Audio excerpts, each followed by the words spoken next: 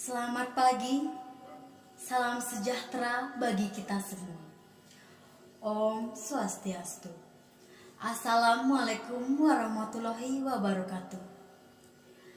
Sebelum saya melakukan presentasi di pagi hari ini, tidak lupa saya mengucapkan syukur kehadapan Ide Sang Yang Widiwasa Tuhan Yang Maha Esa, karena atas asung kerte warunugrahan beliau, kita bisa berkumpul di sini dalam keadaan sehat dan tanpa kekurangan apapun. Selain itu, tidak lupa juga saya mengucapkan terima kasih banyak kepada dosen penguji dan tentunya dosen pembimbing saya, Dr. Ida Ayu Made Gayatri, SSN MSI, karena telah memberikan kesempatan kepada saya untuk dapat mempresentasikan hasil proposal penelitian yang telah saya buat. Perkenalkan, nama saya Ninengah Santika Sari dengan nomor NIM 201911400124, jurusan Ekonomi Manajemen. Hari ini saya akan mempresentasikan proposal penelitian saya dengan judul Pengaruh Kualitas Produk dan Pelayanan Jasa terhadap Kepuasan Konsumen di Stel Veleng Cafe yang bertempat di Jalan Bypass Ide Bagus Mantre. Dengan perincian, yaitu di bab 1 ada pendahuluan yang terdiri dari latar belakang, identifikasi masalah dan batasan masalah, rumusan masalah, tujuan penelitian. Kemudian di bab kedua yaitu ada kajian pustaka yang mengulas tentang kepuasan konsumen, mengulas tentang definisi kepuasan konsumen, pemasaran, kualitas makanan. Lupa juga saya melampirkan jurnal penelitian dan jurnal hasil penelitian sebelumnya. Itu tadi pemaparan tentang materi-materi yang saya akan bahas di pagi hari ini. Baik, saya akan mulai dari pemaparan yang pertama, yaitu di pendahuluan. Pendahuluan di sini yang pertama yaitu ada latar belakang. Mengenai tentang latar belakang, pemenuhan kebutuhan dan keinginan sangat berkaitan atau ditentukan oleh tingkat kemauan ataupun kepuasan dari pelanggan itu sendiri. Nah, seperti yang kita tahu, pengaturan tentang standar produk di Indonesia itu diatur dalam Undang-Undang Nomor 20 Tahun 2014 tentang mengenai standarisasi dan penilaian kesesuaian yang dikawal oleh Badan Standarisasi Nasional (BSN). BSN ditugaskan untuk mengordinasikan penyusunan standar nasional Indonesia atau yang disebut juga SNI. Selain tentang pengaturan atau undang-undang mengenai tentang kualitas produk atau standar produk di Indonesia, di sini juga ada undang-undang yang mengatur tentang perlindungan konsumen, di mana peraturan tentang perlindungan konsumen itu diatur dalam Undang-Undang Nomor 8 Tahun 1999. Kedua dari undang-undang tersebut, di sini juga ada tentang pelayanan publik adalah undang-undang yang mengatur tentang prinsip-prinsip pemerintah yang baik yang merupakan efektivitas fungsi-fungsi pemerintahan itu sendiri. Hal ini diatur dalam Undang-Undang Nomor 25 Tahun 2009. Setelah saya melakukan observasi langsung ke Stel Veleng Cafe, nah saya mendapati bahwa di Stel Veleng Cafe itu ramainya pada malam hari dan jika hari Sabtu dan Minggu. Mengapa demikian? Karena pada malam hari orang-orang udah santai dan tentunya bisa nongkrong bareng dan menikmati suasana Stel Veleng Cafe yang bisa melakukan live musik di sana. Nah, sementara itu tentunya banyak banget konsumen yang mewakili kesan dan testimoni yang timbul dengan kepuasan produk dan pelayanan konsumen yang berada di Stel Veleng Cafe.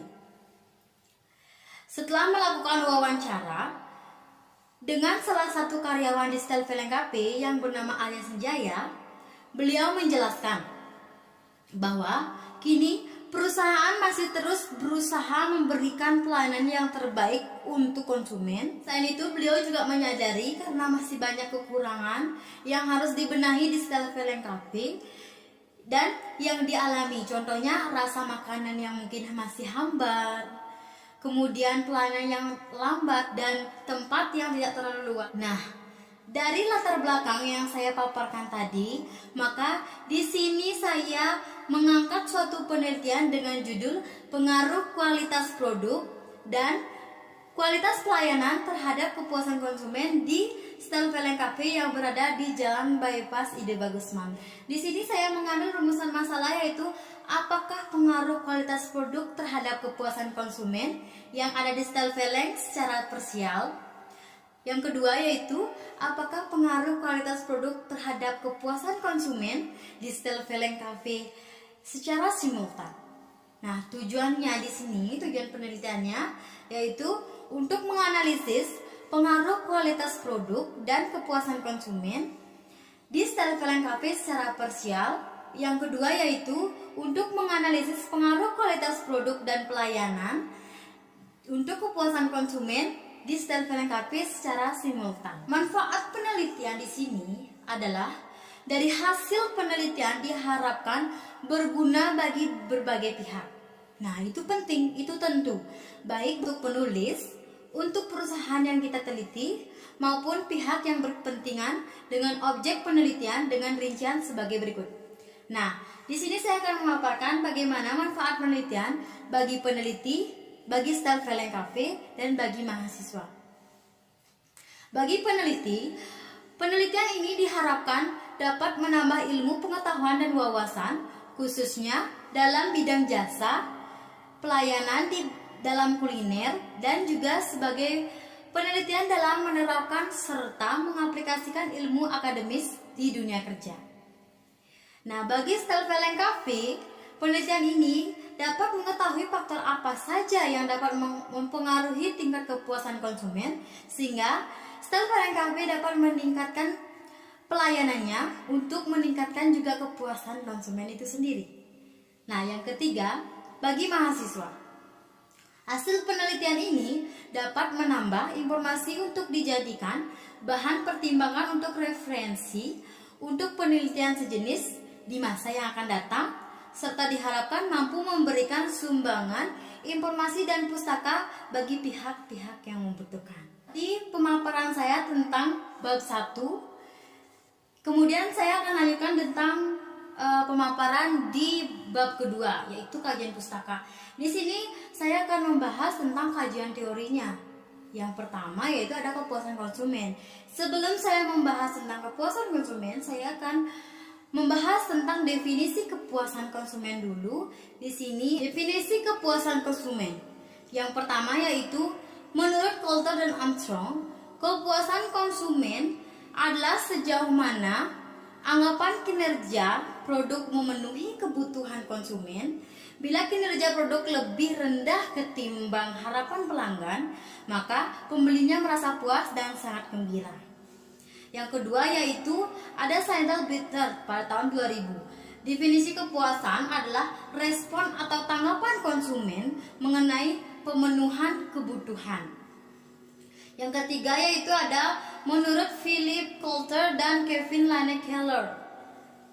Definisi ini dikutip dari buku Manajemen Pemasaran, mengatakan bahwa kepuasan konsumen adalah perasaan senang atau kecewa seseorang yang muncul setelah dibandingkan kinerja atau hasil produk yang dipikirkan terhadap kinerja yang diharapkan. Dari definisi-definisi yang saya paparkan tadi, maka dapat disimpulkan bahwa kepuasan konsumen adalah perasaan atau penilaian emosional dari pelanggan atas penggunaan produk, barang, atau jasa ketika harapan dan kebutuhan dipenuhi. Dengan kata lain, jika konsumen merasakan apa yang diperoleh, dia merasakan puas dan sesuai dengan keinginannya. Setelah definisi, di sini ada mengukur tingkat kepuasan. Nah, mengukur tingkat kepuasan ini terdapat beberapa metode, yaitu yang pertama sistem keluhan dan saran, survei kepuasan terhadap pelanggan, Gold Shopping, dan Lost Customer Analysis. Yang terpenting dalam suatu usaha itu adalah pemasaran atau marketing. Berhasil atau tidaknya suatu usaha itu tergantung dari pemasarannya. Nah, definisi pemasaran di sini adalah kegiatan inti dari suatu perusahaan sehingga perlu adanya pengolahan dan koordinasi secara baik dan profesional. Mengapa pemasaran itu dikatakan penting dalam suatu usaha? Karena pemasaran itu kita melakukan pengenalan produk, pengenalan barang atau jasa yang kita jual, yang kita produksi. Maka jika tidak ada pemasaran, suatu contoh, kita melakukan usaha atau kita membuka usaha produk kerajinan bambu. Nah, produk kerajinan bambu kita ini akan dikenal oleh masyarakat dengan cara pemasaran. Jika tidak ada pemasaran, maka orang-orang tidak akan mengenal produk-produk yang apa saja yang kita jual. Selain itu, jika dalam suatu perusahaan atau usaha tidak melakukan marketing, maka bukan berarti perusahaan itu akan cepat mengalami kebangkrutan, tapi perusahaan itu lambat akan menuju peningkatan yang lebih besar lagi, yang lebih dikenal lagi. Itu akan memperlambat karena kita aja tidak melakukan pengenalan produk pada orang-orang, bagaimana orang-orang bisa mengenal produk kita sendiri. Jadi pemasaran itu sangat penting dan paling inti dalam suatu usaha yang kita geluti, yang kita buka dan yang kita produksi. Nah, jadi buat bapak-bapak dan ibu-ibu yang ada di sini, jika kalian membuka suatu usaha, maka pemasaran itu sangat penting. Makanya, dalam suatu perusahaan, gaji marketing bisa jadi lebih besar dari gaji-gaji staf yang ada di dalam. Mengapa demikian? Semakin banyak kita dapat melakukan penjualan, maka bonus kita juga akan semakin banyak. Selanjutnya ada jasa. Definisi dari jasa itu sendiri adalah tindakan atau perbuatan yang ditawarkan oleh seseorang dalam suatu perusahaan itu sendiri, tapi pada dasarnya kita itu tidak menerima produk atau tidak menerima barang dari hasil jasa tersebut. Karakteristik jasa. Karakteristik jasa di sini ada 4. Yang pertama, tidak berwujud, tidak dapat dipisahkan, tidak tepat, dan tidak dapat disimpan. Kualitas makanan. Nah, di sini kualitas makanan juga ada definisinya, yaitu menurut Coulter dan Armstrong. Karakteristik dari produk atau jasa yang dapat berkemampuan menanggung janji atau suatu sifat untuk memuaskan kebutuhan pelanggan. Nah, itulah kualitas makanan. Jadi, suatu perusahaan itu, jika kita membangun usaha kuliner, maka kita akan melihat kualitas makanan kita itu seperti apa, berani bersaing atau tidak, sangat perlu. Tentu saja, kualitas makanan yang pertama, rasa. Karena rasa itu bisa menjadikan pelanggan atau konsumen kita itu merasakan hal yang berbeda. Jadi otomatis pelanggan akan berpikir, kesana aja makan, karena apa? Di sana rasanya berbeda dari makanan-makanan yang lain. Nah, yang kedua, kita harus memperhatikan apa yang disukai oleh konsumen kita. Nah, yang ketiga, kita harus memperhatikan kebersihan dan kualitas makanan kita itu tetap sehat, dan expirednya juga kita harus sangat-sangat teliti dalam menjaga kualitas makanan kita itu sendiri. Selanjutnya itu ada definisi kualitas produk. Nah, menurut Hadi Irawan tahun 2002, kualitas produk yaitu adalah driver kepuasan konsumen yang multidimensi. Dalam memenuhi dimensi kualitas produk dapat kita lihat dalam 5 dimensi sebagai berikut. Yang pertama yaitu ada fungsi. Yang kedua ada fitur. Yang keempat ada keandalan. Yang keempat ada kesesuaian. Yang kelima usia produk atau ketahanan. Nah, saya akan jelaskan satu-satu. Di mana yang pertama fungsi. Nah, fungsi yaitu kalau kita produknya makanan, maka kita harus bisa melihat fungsi dari makanan tersebut. Contohnya kita menjual jus buah. Nah, fungsi dari jus buah itu adalah untuk kesehatan. Kedua, fitur. Fitur itu adalah karakteristik dari makanan tersebut. Nah, dari tampilannya, otomatis konsumen akan melihat apa sih karakteristik dari makanan tersebut, makanya konsumen itu banyak tertarik dalam makanan tersebut. Yang ketiga ada keandalan. Nah, keandalan di sini adalah jika kita seperti yang saya jelaskan tadi, kita menjual jus buah. Nah, keandalan dari jus buah itu apa? Nah, yang keempat yaitu ada kesesuaian. Nah, kesesuaian di sini seperti contohnya jika kita membuat jus mangga. Nah, campuran-campuran yang digunakan itu harus sesuai. Tidak mungkin kita membuat jus mangga tapi dengan campuran garam. Nah, itu ada usia produk atau ketahanan. Nah, di sini jika kita menjual jus buah, otomatis itu tidak akan lama ketahanannya. Tetapi di sini jus buah itu dilihat oleh konsumen ada pengawetnya enggak. Jika ada pengawetnya, otomatis ketahanannya akan lama. Makanya kita juga harus memperhatikan expired dari suatu produk makanan tersebut. Pelayanan. Definisi dari kualitas pelayanan itu ada banyak ya, tapi di sini saya akan menjelaskan tentang kualitas pelayanan inti atau kesimpulannya saja.